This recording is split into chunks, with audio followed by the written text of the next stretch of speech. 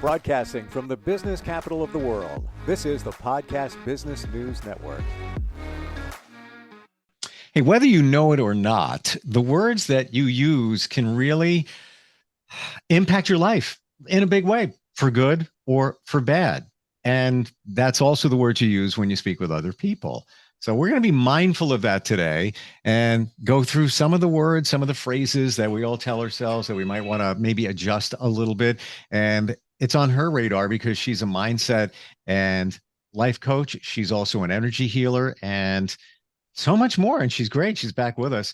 Dawn Torkelson is on the program. Hey, Dawn, how you doing? Oh, I'm doing great. Thank you. How are you? I'm well. Now I'm watching my language. Now that we're talking about this, it's like I don't want to drop one of those, words that you shouldn't be using. I'm not talking about the 4-letter ones. I'm talking about just Right.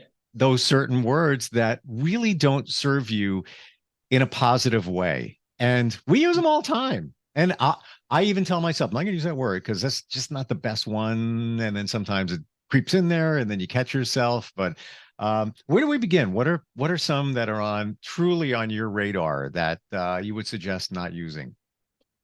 Oh, okay. Well, I actually have quite a few. And when I work with my clients, I like to find out how they speak to themselves, find out what their vocabulary is and the words that they use a lot. Because sometimes we can solve or change a problem just by reframing and changing the words that they're using. One thing that comes to mind is I worked with someone who was always getting migraines. And she was telling me about these migraines, she would tell me things like her boss was a pain, or, her kids would give her a headache, or, when like she didn't like getting up early in the morning to go to work, that was a pain. Everything's a pain. She kept using that kind of language, oh, they're driving me crazy. They're such a pain in the butt or whatever. And finally I'm like, how does your body feel when you say that? Like every time you say the word pain, what do you think of? Like what picture comes into your head? And she'd be like, oh, my boss nagging at me, or my kid, not giving me space, or this or that. And I'm like, those are all like negative pictures, So I tell her to try and picture it smaller and more away from her, in her mind's eye, so she wasn't so close to that feeling of pain, whatever she was picturing. Mm-hmm. And then her shoulder, when she'd say pain, her shoulders would raise. And when you get really tight shoulders, you can pinch stuff and it'll pinch nerves in your neck, and next thing you know, you have a headache. So you can really create some physical results by some of the words that you're saying because of how your body responds to those words. So, we started talking about, well, how about if you use that phrase like, this too shall pass. But give it a time so that so you're telling your unconscious mind how long you want to keep this emotion. Like, this too shall pass now. Just something like that. Because, or like, for example, if I say to you the word survivor, what's the first thing that pops in your head? Something traumatic. Okay. Or what about the word flow? First thing that pops in your head. Moving Okay. forward. Yeah. Okay. Moving forward. See? So that was a more positive word than the word survivor, which made you think of something tragic. Right. Or how about the word victorious? Winner. Right. So if you were going to describe yourself, would you rather say you were victorious over something or a survivor over something? Yeah, survivor just sounds like I just barely did it. I did it, but I just, it wasn't easy. Right. It's not it's a good picture, but not the best picture. Right. And sometimes when you just change little words like that, even when you talk to other people, like if you were talking to someone and you're like, oh, I just went through this traumatic thing, I refer to myself as a blah blah survivor, then you're gonna get that same kind of reaction from the other person where they're gonna where what comes into their mind when they hear the word survivor? Is it, like you said, trauma? Is it going to be something that survived? Versus if you were having a conversation with someone and you're like, oh my God, I just went through this thing and I just feel like a victor. I'm totally victorious. I kicked And its then, butt. I kicked its butt, and I yeah, feel good. yeah, I'm You a know? warrior, Right, right. And so they would actually create a different picture as well. So how they would respond to you would be differently. Like some words, if like the girl who talks about everything is such a pain. If she's talking to someone and she's like, oh, my head hurts, it's such a pain. Someone else might have more empathy. They might be like, oh, I'm so sorry your head hurts. Oh, headaches are the worst. And then they'll start remembering they had a headache or whatever. And it's just kind of that flow of energy that keeps going, but it's kind of flowing on the negative end of the river. Well, even a bunch of thoughts there with the person that would talk about the boss as a pain, and the kids are a pain, give me a headache. It's what we talked about before in terms of manifestation. Yeah. You're bringing it on, number one, and physically, like you say, when she talks about it, she goes like this. So she's pinching, her neck and nerves and muscles there. But something you said really clicked in my head. And that's when you say something, you need to feel it. So, for example, you see somebody you haven't seen in a while. Hey, how's it going? Yeah, it's going great. Is it really going great? And if it is going great, then stop and process and feel and say, you know what? Things are awesome right now. And now, as you say it that way, it's like they are. That Right. you feel it instead of just blank answers going back. And by the way, the warrior thing, I know somebody who is big into gratitude and practices it and preaches it. She calls herself a gratitude warrior. I think that's kind of I cool, love that. right? Yep. Yep. Yep. How I about have a gratitude list that I start every morning with my gratitude list. And I go I over have what to I'm do grateful that. for. I keep telling myself I'm going to do it, and I wake up some days I'm like, I gotta take the dog for a walk, got to do this. I'm like, all right, I'm going to get to it. I got to get to it because I know it's so important. Yeah, when I take my dog for a walk, I do like a walking meditation. I utilize that time. I let the dog, enjoy her part of the walk, and Hmm. smelling and sniffing and doing what dogs do. And me, I make a point of paying attention to like everything I'm grateful for. The trees, Hmm. noticing the grass. Yep. Where the park is, there's a mountain view. So I always try and notice what's different in the colors that day versus the previous day. Or, I always just make a point of really finding a lot to be grateful for in just something small like a little walk. Yep. And that was something that I had to kind of reframe my thinking at the same time because taking the dog for a walk was kind of not always convenient, you Right. know and it and I could say sometimes it was like a hassle, Yeah. and I'm like, oh, I gotta take the dog for a walk. But Yep. now I switched it around like, okay, this is awesome.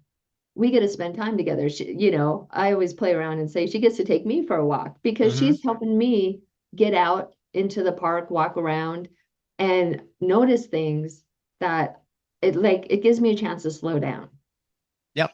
And in the skin, I do the same exact thing. It's like, and I know I shouldn't do it, but it's like a chore sometimes. Like, oh, I gotta take him for, I gotta go. All right, I'm out there. Like, come on, Tanner, go potty, Tanner, come on. And when you think about all of that, your energy is going to the dog. They know it. They feel. They pick up on it. And you're doing yourself a disservice because what is it? If it's 5 minutes, if it's 10 minutes in your entire day, you're getting a moment to go outside, process, breathe fresh air, ground yourself, spend time with your dog. It's a win all around, but we look at it sometimes in a different way, Mhm. not always the right way, you know? Yes, definitely. Like there's there was something that I was reading, and let's see. see if I can find it here. But and it was actually about problems. And and reality is, do problems really exist? Or is it the wording and the description that we put around a situation that we decide it's a problem? Because something I might find a problem, somebody else will look at that same situation and be like, oh, no big deal. Or vice versa. Someone might tell me something and I'm like, okay, so what's the problem? So it kind of makes you think, you know, are there really problems? Or is it just something that that this situation you've decided is a problem? Yeah, you created it. Yeah. Or you manifested it by, Yeah. my boss is a pain. Well, now Right. you have pain. There it is. How about some of those other words that you feel that we should be using or substituting for others? Um, I like I said it earlier, flow. I like the word flow and I like the word wave.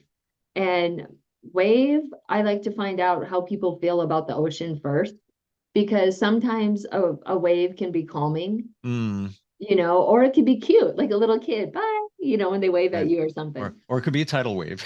Yeah, exactly. That's why Right. you kind of have to, you have to know what someone's experience is. Right. If they were involved in like a tidal wave, you may not want to use wave, but flow is usually something, that's associated with being more mellow, more calming, you know, Mm-hmm. and like I don't like the word pain. I don't like the word contraction. I feel like Mm, um, even when you go see a doctor and they use words, like even being a patient, I would rather be a client or a guest. I mean, like the word patient, it does not feel good to me when I say it yeah. Yeah. versus like a client or a guest.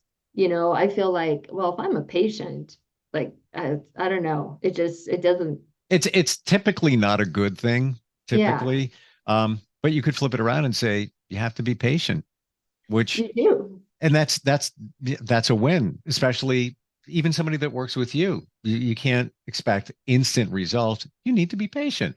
And to Well, me, yeah, good things are coming. Good things are coming. right. But I don't want to be called a patient. Why are you Right. telling me to be patient? So you can make me wait in the waiting room for an hour? Right. But that's why I changed. Sometimes you have to reframe stuff like that and think, okay, well, I'm waiting for my appointment, Yeah. Yeah. you know? Well, look at what Disney did decades ago. When you go to one of their facilities, park, or whatever, you are a guest. Mhm. And who doesn't want to be a guest? It's a Right. positive thing. Be our guest, be our guest. But they framed it in a different way, not a client, not a park goer. You're a guest. You said a word before, and I think it's one of, I probably, in my estimation, top 5 important words. You said the word now. And to me, that is a reset to the present, which is so important in everything that we're talking about. Um, I don't know if we mentioned this once before in the past, but if you're feeling something, I'm feeling sad, a lot going on. I'm feeling sad for now. And use those 2 words for now, meaning it will pass. It's just happening right now. It's kind of like just in my mind, that's kind of a reset.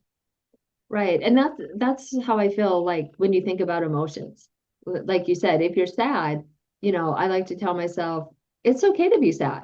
It is perfectly okay and Hmm. normal to have emotions, and you should acknowledge your emotions and Sure. you should have emotions because oh, yeah, because every time, like you said, you feel something, you're gonna hold it in your body. So you should, if you cry, if you laugh, that's releasing emotion. That's energy that's built up in the body that's releasing.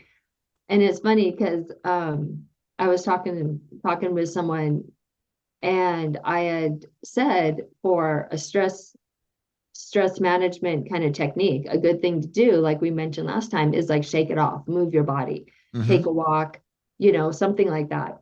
And I had mentioned it's good to like stand up and stretch. And then when you like inhale, and then when you exhale, kind of lower yourself down to like touch your toes. So you kind of stand up and stretch and then lower yourself and get your whole body moving to get that energy moving.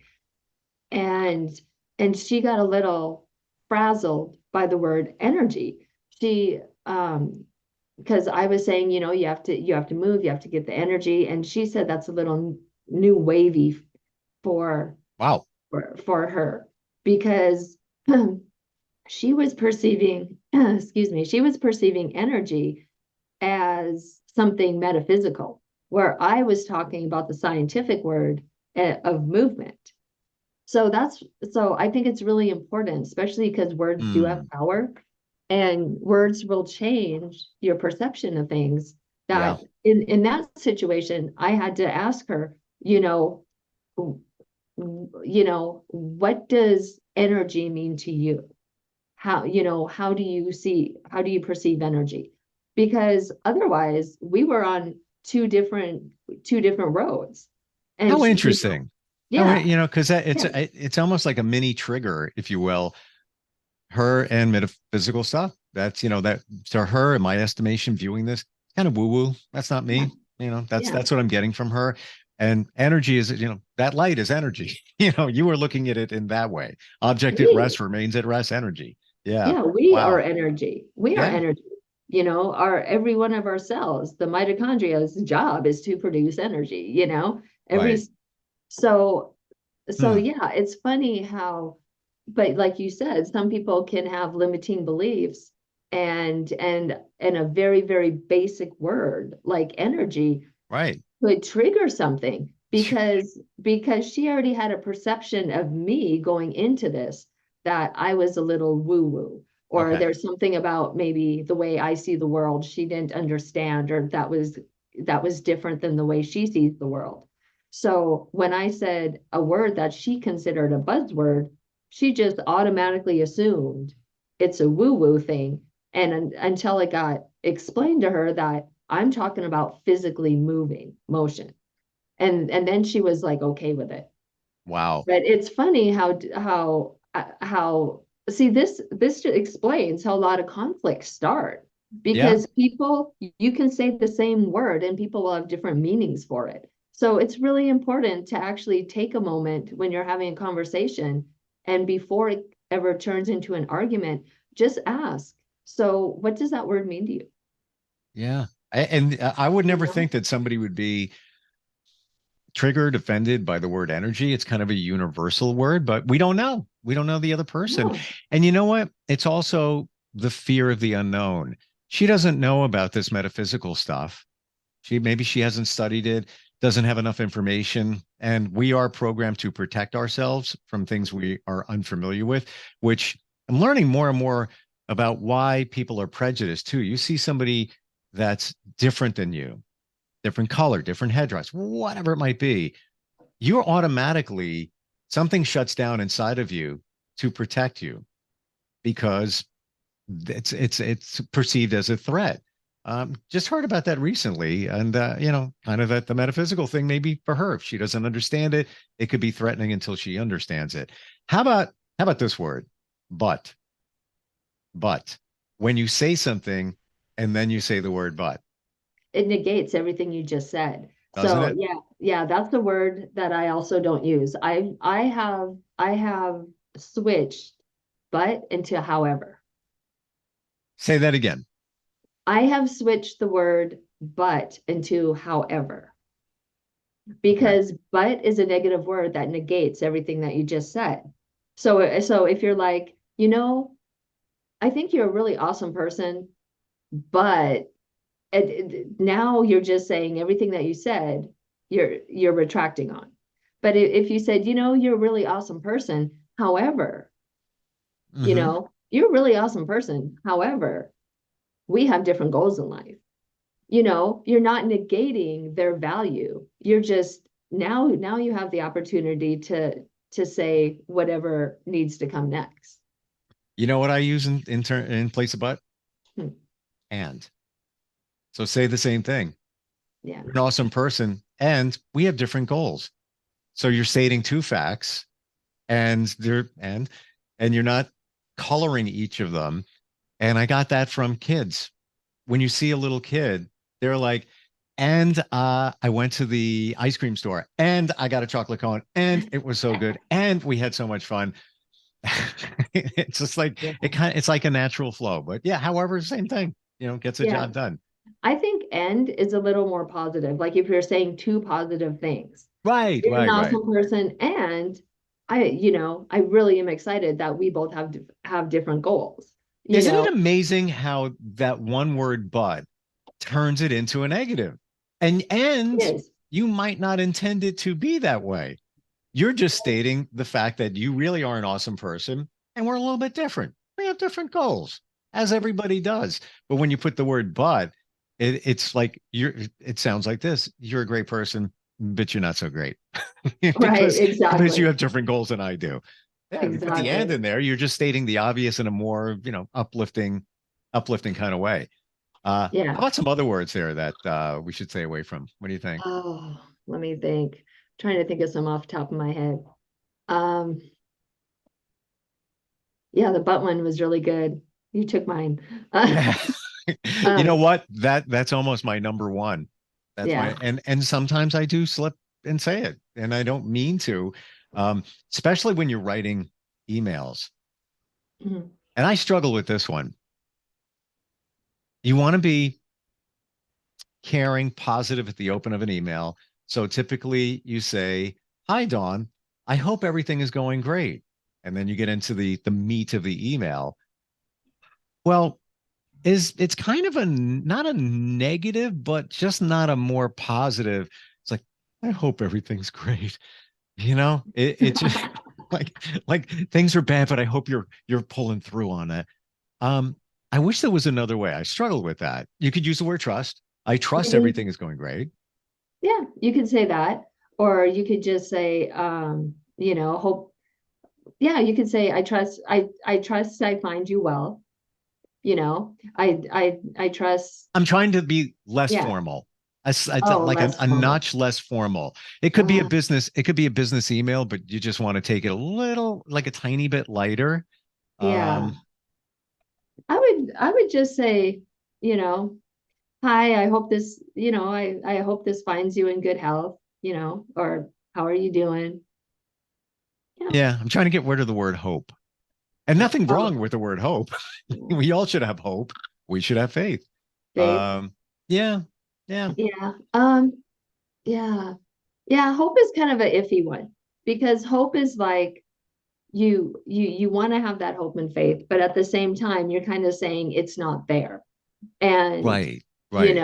and Yeah, and again, that's how different people perceive it. Some people, you know, they love hope and faith. They're faith based, and then other people see hope as the negative. Like, okay, like well, desperate. like for me, if someone said to me, "Well, I hope you're feeling better," well, thank you, but yes, I am feeling better. You Yeah. know, I guess I guess in that sense, you just want to say, "Are you feeling better?" you Hmm. know If they I'm wishing you well. That's a good one. That's a good one. Or Yeah. just you know what? I right on the side of positivity. Happy Thursday. Happy Thursday. Or I like Great. to call it Happy Friday Eve. Right. Yeah, look at it that way. But it's amazing how our language controls us too. Hmm. Yeah, it can. It can. So it's so important to really pay attention to your language and ask yourself, especially ask yourself, is this really a problem? Mm, If something comes up and maybe you have work and you have a deadline and you have to ask, when you feel yourself getting stressed out, go, is this really a problem? right. Compared to all the things in the world that could be a problem, is this really a problem? Question it. And Yeah. most of the time, the answer is no. It's Mm-hmm. like, yes, it's something that needs to be done. Yes, it's something I have to put effort into. But is it a problem? No, No, no. no. And it's the same thing too. If you're, let's say you're not having the best day, kind of down. And then you think of that one little thing that you might be doing later, just grabbing a burger with a friend or whatever. It's like, oh, that's actually pretty good. And one little thing can reframe your whole day. Yep. It's just Change a your way whole attitude. change your whole attitude. Yeah. We're out of time. I hate to say that. It flies by when you're I having know, fun. I know it really does. And yeah, just like learning different ways to present things that really, it's almost a form of manifestation, It when you is. say certain things. What's your website, Dawn? My website is advancedlifecoaching.org, and my email is positivenlp@gmail.com, or I mean at gmail, no .com. And the phone number is 702-266-1132. And we forgot to mention too, that you do hypnotherapy Yes, to help I am a people. hypnotherapist. Yeah. Yeah. Good stuff today. And I use the word "and" again. Good stuff today, but no, I'm kidding. No. No, and always great talking with you, Dawn. Yes. I always have we have the best conversations. This is We wonderful. do. It's like Yeah. we're just kind of rolling with it, not even thinking about it. I know. But it's kind of very relatable, and things that other people I think also relate to. I trust other people will relate to. And Yes. Thinking is a mind read. say that again.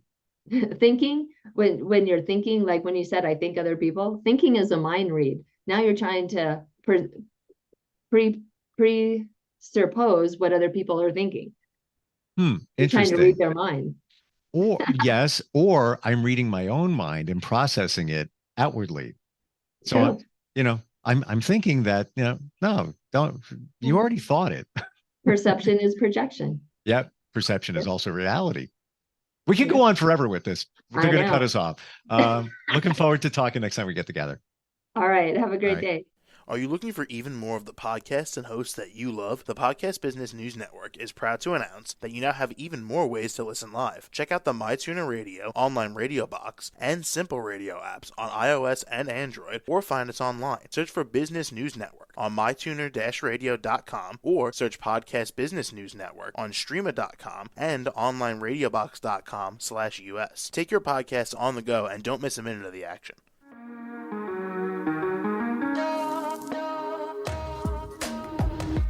Broadcasting from the business capital of the world, this is the Podcast Business News Network. For nearly 2,000 severely injured veterans, everyday life has become filled with barriers. Day-to-day simple tasks can become pretty daunting. I have to carry my chair up 2 flights of steps or have somebody do it for me. What scares me the most is just the falling. When I'm struggling with my house, I think, to have that one great barrier just knocked down, it's crucial. Home for Our Troops is a wonderful nonprofit that builds a mortgage-free, fully adaptive, handicap-accessible house. And there's no catch. It'll be our very first home that we've ever owned. This is a game changer. This is where your life begins again.